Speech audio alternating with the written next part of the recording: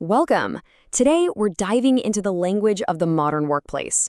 We're going to master those key phrasal verbs that can really help you communicate with confidence and, move from feeling like an outsider to being a true insider.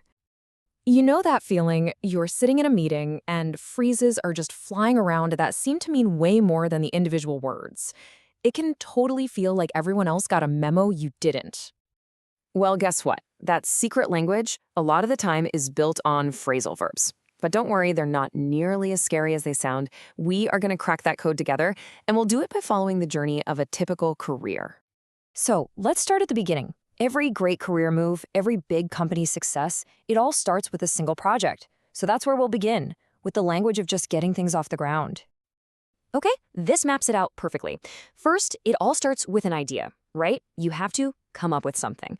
Then you make it official. You draw up the plan. Next, you got to get everyone on the same page, so you set up a meeting. And finally, someone has to lead the charge. You take on that responsibility. See, it's a really logical flow, from just a thought to real action. All right, so you've launched the project. Awesome. But hey, no one succeeds all by themselves.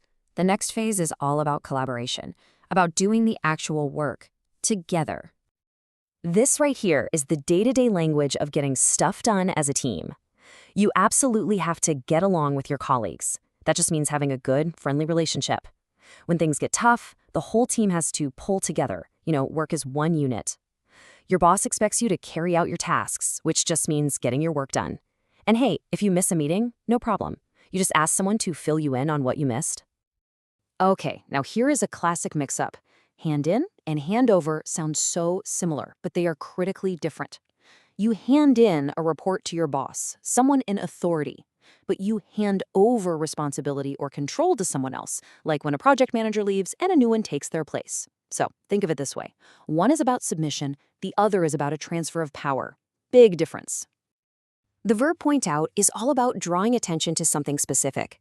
Now, in the workplace, this is often used for giving feedback.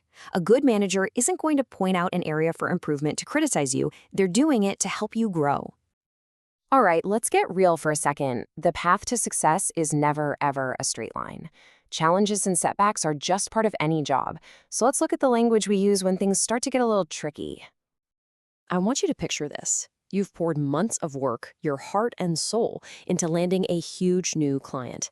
The contracts are basically ready, the team is already celebrating, and then it fell through.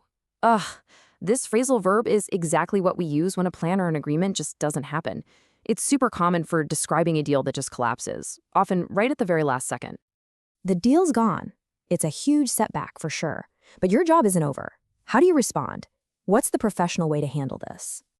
This is your comeback plan. First things first, you have to face up to it. You just have to accept the difficult reality. Then you and your team need to figure out what happened. You got to understand the why. And finally, you go over all the details again really carefully to make sure you learn the lesson and don't make the same mistake twice. And navigating hurdles can also mean making some really tough calls.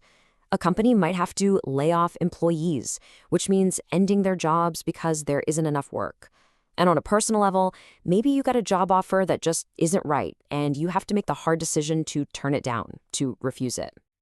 Okay, so we've made it through the tough stuff. Now it's time to look ahead.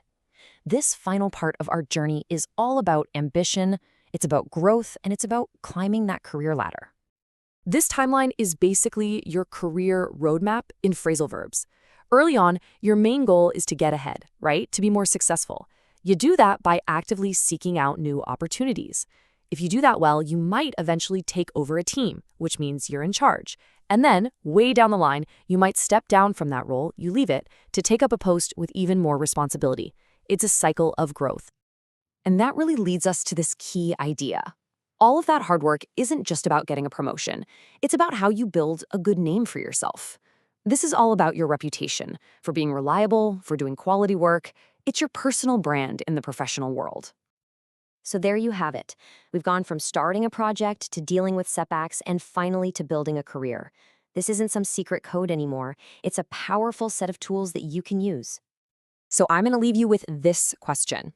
Thinking about everything we just covered, from coming up with an idea to taking over a team, which one of these phrasal verbs are you going to use tomorrow to help you get ahead?